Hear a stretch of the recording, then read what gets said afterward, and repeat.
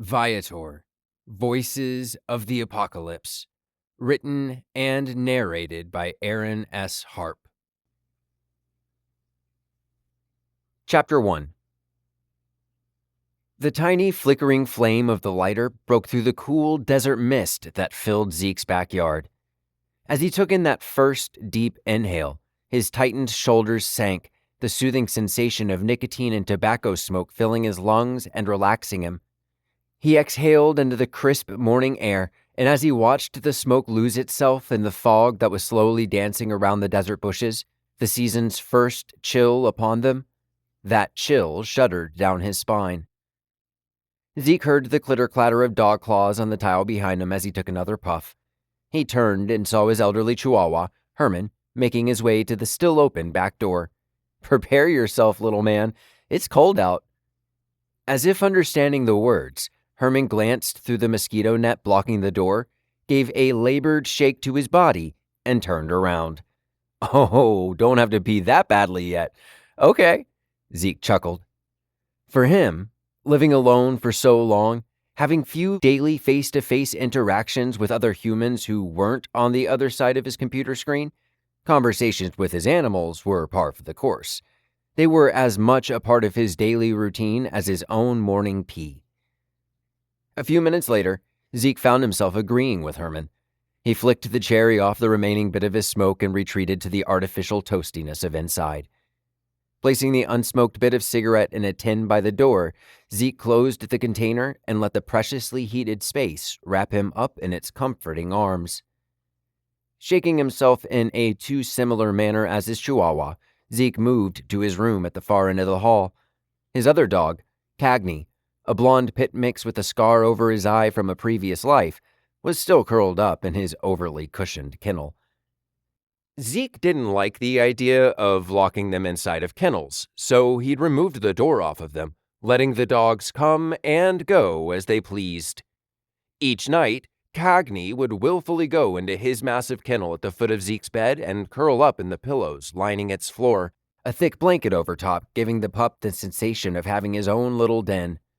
And finishing off his nightly motion, he'd always put just his head under the blanket inside, and as Zeke walked by that morning, just as was the case with nearly every morning, Cagney had just his head sticking out, the dog having migrated through the blanket overnight.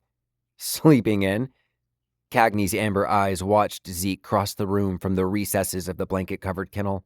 The pup exhaled heavily but didn't move otherwise, his eyes slowly closing for another few minutes of sleep.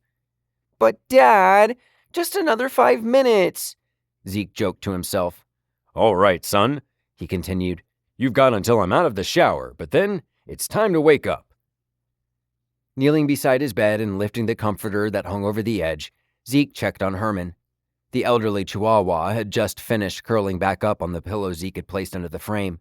Herman had never taken to his opened kennel like Cagney had, so Zeke had improvised, creating a space under the bed where the tiny dog could get away from his much larger and younger sibling. Herman seemed appreciative.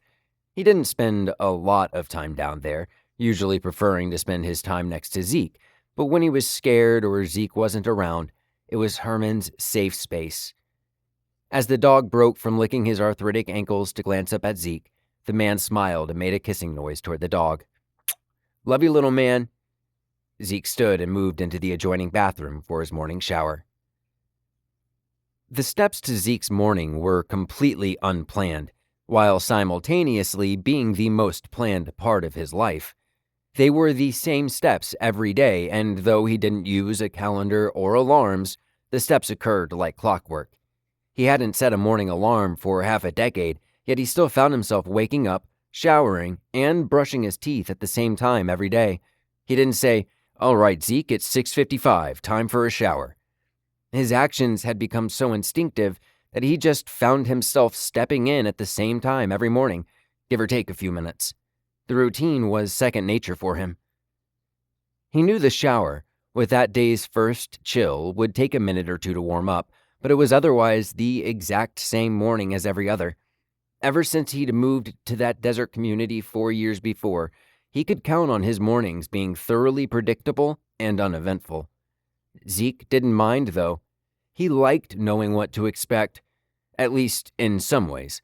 In truth, he was a bit of a walking contradiction, as though he deeply loved and appreciated the comforting nature of his routine, he appreciated and needed change. On a day-to-day basis, he found himself yearning for the routine of a planned and structured daily life. But on the grander scale, he rarely felt as alive as he did when he was undertaking a change, usually involving some sort of major change to scenery. The water was growing warmer by the minute, and as it hit his face, Zeke felt the freeze of his muscles relenting. The water was drawing him back to life. He let his mind wander. It didn't take long for the thoughts of stagnation with his job to come crashing into his mind. He'd been battling them now for several weeks, so he wasn't surprised. It wasn't a foreign process to his life in general either, as the big changes that he usually took part in involved changing work scenery. His father had always said Zeke was the personification of the grass is always greener. No matter what he found himself doing to make a living, it was never truly anything that made him happy. In fact, the happiest he'd ever been with a job was managing a retail store where he sold movies and so-called collectibles that would never actually be collectible. He was paid to talk movies all day long, and he loved it. But talking movies all day long, even if that meant managing a $6 million a year store at the same time, didn't really pay the bills. He had also come to realize that there was absolutely no point or purpose to his job. It was just a retail job, and though he loved it, he had known he needed to find something that was fulfilling. That lack of fulfillment, that lack of meaning and purpose in his job was a consistent thread. So much so that he had gone back to school at almost 30, spent nearly $40,000 to get a marketing degree, and then realized it was a soulless and vapid field he wanted nothing to do with. Choosing to put marketing behind him, he eventually settled on convenience over fulfillment and meaning, ending up back in customer service. The job allowed him to work from home, and that convenience was enough for a while. But as he rinsed the shampoo from his hair, the feeling of needing work that was actually going to mean something was coming home to roost. It was finding its familiar home in the pit of his stomach. Stepping out of the shower into the still steamy bathroom, Zeke dried himself off and wrapped the towel tightly over his shoulders. He scampered into the bedroom, the house that had felt pleasant moments before now feeling like an icebox after the heat of the shower. The goosebumps across his body were instant, the cold slapping to oblivion any sleep that may have still been clinging to him. Rolling open his closet doors, he didn't pay much attention to what he was going to wear that morning, only making sure that it was thick and warm. On the same routine as their dad, the two dogs lazily stepped out of their respective domains, each giving big, full-body stretches. Oh, big stretch for Herman, big stretch for Cagney. Zeke's response to the dog's stretching was an involuntary one. Since the day he brought home his first dog, there was no other response to a pup's full-body stretch after a good sleep. Knowing it was time for Zeke to finish off his morning cigarette, the dogs followed him to the backyard. Cagney took a few steps outside, realized it was cold, and started to go back in. He was having none of the freezing temperatures. Go pee, Cags. Zeke closed the door to the house. Go now, and you won't have to deal with it later. Reading Zeke's tone and body language, the pit turned back to the sandy backyard and began sniffing for a good relieving area. Herman, however, had finished and was already pawing at the just-closed door to go back in. Since the little chihuahua had started to become arthritic a couple winters prior, the cold was typically not a good time for him. When temperatures dropped, even his medicine only helped to a certain extent, and the pup was left with a persistently annoying pain. Zeke quickly opened the door and the dog moved inside. When he turned back to the yard to see if Cagney was doing his business, Zeke was greeted by the dog sitting on a patch of artificial turf he'd set up for doggy sunbathing. Though the dog couldn't speak, Zeke could easily read him. Are you kidding me, Dad? What the heck is this? We're in Arizona. Get rid of the cold. Zeke couldn't help but laugh at the dog's expression, the golden, flappy ears being perked, just adding to the dog's I'm so freaking over this look. I can't do anything about the cold, Cags. No, go pee so we can both go inside. A few minutes later, they were all back inside, the dogs chewing on their morning treats, with Zeke sipping his chocolate milk and scrolling through the news sites. The news, he thought, was on a routine nearly as consistent as his, each news conglomerate seeming to post the same nonsense every other day. For the life of him, he couldn't fathom why he was seeing the 7th article that week on an adult model, and it was only Thursday. Every day, the names, faces, and locations would change, but the overall stories were always the same. And for every positive story, there were easily 36 negative stories. The consistency had become a comforting factor of Zeke's morning. He could always count on the news to be there, accuracy and purpose aside. The articles he mindlessly browsed through covered the typical topics. There was political bickering, international posturing, and a few sensationalist headlines on one-off items. Zeke rolled his eyes as the news site tried to make an actress's plastic surgery seem important, and he couldn't help but laugh at the latest doomsday headline, one that proclaimed an unstoppable cataclysm was coming. When Zeke, overcome by curiosity, clicked it and read through it, he was not surprised to find no information was given. There was nothing about what the event would be or when it would be. It was just some crackpot yelling and screaming that it must be imminent due to meetings that had been happening at the White House. Zeke shook his head, wondering how it was that people fell for that kind of crap. After going through the cycle of his 7 news tabs on his phone's browser, he moved over to another tab, pulling up a tracking site. He dragged his finger down, reloading the page as he took another sip of the milk. As the numbers filled in, he saw that everything remained the same. There had been no new reviews or ratings overnight, and the ranking had only changed slightly.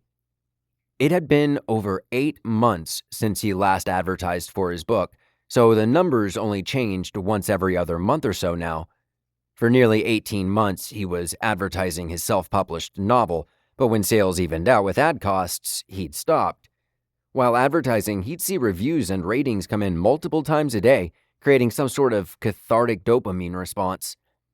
That response had managed to bury the habit of refreshing the listing page into his daily routine, and though it was obviously nowhere near as fruitful as it may have once been, Zeke still made it a point to check several times a day. He wasn't a writer, though he would have liked to have been. That job would have had meaning. As a writer, he could truly impact people, but it was incredibly difficult to make a living as one unless you were either putting out a book every month or were like a Michael Crichton. Neither of those matched him, so he had never really pursued it. When people found out he'd published a book and called him a writer, it never felt truly earned. When he tried to write a second book, no matter what he tried, nothing ever seemed to work. Every story had seemed forced. He even got 200 pages into a story and world he'd created entire centuries of history for, and then he deleted it all. He had resigned himself to being a one-time author who was only self-published. Moving to the next tab, he pulled up the soccer schedule for the day. A big fan of the sport, he was always keeping up with the next match. Nothing was on for that day, but there was a big match the next day between the U.S. men's national team and their biggest rival, the Mexican men's national team. It was a final for a regional tournament, so Zeke was expecting some fireworks. Seeing it wasn't on until after he was off work, he put the phone down and finished off his glass of milk, rinsing it clean and placing it on a rack to dry. He moved back to his bedroom, his dogs following behind him with the remaining pieces of their bone-like treats in their mouths. It was time to undertake the next task of the morning, brushing his teeth. After that, the preparation for his typical day consisted of just one thing: rolling a joint. From there, Zeke would typically sit down for work. However, that morning there was no need for him to go back into his office and log in. Instead, it was Thanksgiving morning, and he had the day off. Rather than rolling up the joint to mentally prepare for work, he was getting high to prepare for the Thanksgiving get-together his parents were having for him and his brother. Zeke's brother, Maverick, had flown into Phoenix for the holiday, and they were all set to spend the day at their parents' house in Prescott. When their dad had retired, he and their mom moved from Florida to the desert. They said it was because they still wanted the warm weather Florida offered, but without the storms. Zeke wasn't entirely sure that was the case, as the monsoon season could be brutal. In the end, he figured they probably just wanted to be close to him. He loved them deeply, and he was truly looking forward to the day with them and away from people complaining about issues he could do nothing to solve. Despite being just under 4 hours from each other, he hadn't found time to get up to his parents' house in several months. Likewise, his brother, an astronomer and engineer working at NASA in Houston, lived over 1,000 miles away, so it had been years since the two had been able to see each other. He was truly looking forward to that time with them. Going through his final step of typical pre-work login activity, he sealed the joint and turned to his dogs. "Want to go to the lake? Huh?" Instantly, the dogs went from being back in near deep sleep to being wide awake with their tails wagging. They knew that sentence. Every time he said it, they knew. He'd even change his tone, and it would take them a moment longer, but they still realized what he was saying and what it meant. Within a split second, they were at attention and whining to go. Though the town he lived in, Kearney, Arizona, was a small town of only about 2,000 people, he found it a truly fantastic place to live. There wasn't a lot to do or see around the town, but with where he was in life, he didn't really care about that. There was a great grocery store, a fantastic pizza place, and a burger joint with some of the best burgers he'd ever had, all while costing less than the basic fast food meal. The neighbors and community looked out for one another, so if he forgot to lock his door for some reason, Zeke never had to worry. His neighbors had his back and he had theirs. The best thing about the town, though, was the little man-made lake just outside the town limits. Less than 3 minutes after loading the then-harnessed dogs into his car, Zeke was pulling up into one of his top 3 happy places in the world. The Kearney Town Lake was a small lake, and the trail around it was just over a quarter of a mile. However, the views of the mountain and valley around it were absolutely breathtaking. Some afternoons, as the setting sun turned the sky a burning pink, Zeke felt as if he had been swept away to a place somewhere between heaven and earth. Clipping the dogs' leashes onto their harnesses, he opened his car door. Cagney waited for no man or dog, jumping off of Zeke's lap like Zeke wasn't even there and taking off around the front of the car. Zeke prepared himself for the inevitable yank when Cagney reached the end of the leash. The yank came, and when Cagney realized the others weren't with him, the pup turned back to the car. Zeke picked up the excitedly shaking and whining Herman and placed him on the pavement, the aging Chihuahua having gotten an invigorating shot of life from the smells reaching his nose. With both dogs now comfortably strolling to the path, Zeke pulled out the joint and lit it, taking in the scene as he puffed. The sun was still under the edge of the eastern cliffs, so the fog still hung thick on the air. In the middle of the lake, there were several islands which birds and ducks used as nesting areas. Typically, these areas were full of birdsong and life, but the fog had swallowed them, and the now silent islands peered through the fog as just ghosts of their normal selves. It could have been an eerie morning, but Zeke felt nothing but calmness as he walked through that cool, damp air. Had he known then what he was to find out later that evening, though, the sense of foreboding on the air would have been unmistakable. After a couple of laps, the trio made their way back to the house, where Zeke changed from the joggers and random hoodie he was wearing into a slightly more appropriate outfit of jeans and a button-up. Once redressed, he pulled the casserole he'd been simmering through the night out of his oven and packed a bag of dog treats and toys, loading himself, the canines, and the food into his car. 4 hours later, Zeke found himself pulling into the driveway of his parents' retirement cottage. It was a quiet, serene place, away from the hustle and bustle of the city. But still, Zeke had been surprised his parents had chosen Prescott as a town to retire to. One of their stated reasons for Arizona was the warmth, but that late morning there was still ice on the ground. Zeke let the dogs out of the car, casserole in hand and leashes gripped tight. The dogs sniffed and marked the yard as their own, and the 3 walked their way to the door, Zeke completely unaware that the blissful ignorance he lived in would be shattered before the end of the night.